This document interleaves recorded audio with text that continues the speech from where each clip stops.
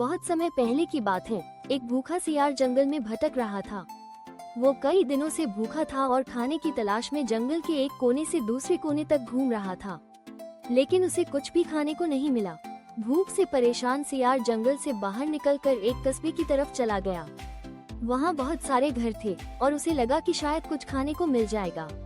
लेकिन जैसे ही वो कस्बे में घुसा, कुछ कुत्तों ने उसे देख लिया और भौंकते हुए उसके पीछे दौड़ पड़े। सियार डर के मारे तेजी से भागा और भागते भागते वो एक धोबी के घर में जा घुसा। वहाँ एक बड़ा नीले रंग का ड्रम रखा था जिसमें कपड़े रंगे जाते थे। सियार धड़ाम से उसी ड्रम में गिर गया। जब वो किसी तरह बाहर निकला और खुद को देखा तो वो पूरा नीला हो चुका था। सियार को पहले तो बहुत गुस्सा आया, लेकिन फिर उसके दिमाग में एक चालाकी भरी तरकीब आई।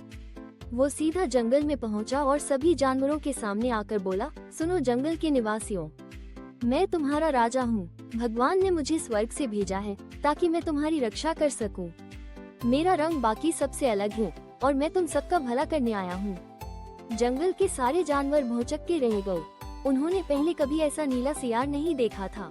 हाथी, शेर, चीता, भालू, सभी ने सोचा कि यह जरूर कोई दिव्य जीव होगा, इसलिए उन्होंने उसे जंगल का राजा मान लिया। अब सियार राजा बन चुका था। वो आराम से बैठता और बाकी जानवर उसके लिए खाना लाते। शेर और बाघ भी उसकी सेवा में लगे रहते। कुछ दिन तक सब कुछ ठीक चला, लेकिन एक दिन जब सियार अपने गुफा में बैठा था, तभी बाहर कुछ सियारों का झुंड एक साथ हुआ की आवाज में रोने लगा। यह आवाज सुनते ही नीला सियार खुद को रोक नहीं पाया और उसने भी जोर जोर से हुआ करना शुरू कर दिया। बस यही उसकी सबसे बड़ी गलती थी। शेर और बाकी जानवरों ने जब ये सुना तो समझ गए कि यह तो कोई असली राजा नहीं, बल्कि एक मामूली सियार है जो हमें बेवकूफ बना रहा था। अब सब जानवर गुस्से से भड़क गए। इस चालबाज को सबक सिखाना होगा। गुस्साए शेर और बाघ ने उसे पकड़ने के लिए दौड़ लगा दी। सियार के होश उड़ गए और वो अपनी जान बचाने के लिए जंगल में भाग गया, लेकिन इस बार कोई भी उसे नहीं बचा सका। झूठ और धोखा ज्यादा दिन नहीं टिकता। दिखावे और बाहरी चमक दमक से कोई राजा नहीं बनता। असली ताकत सच्चाई में होती है।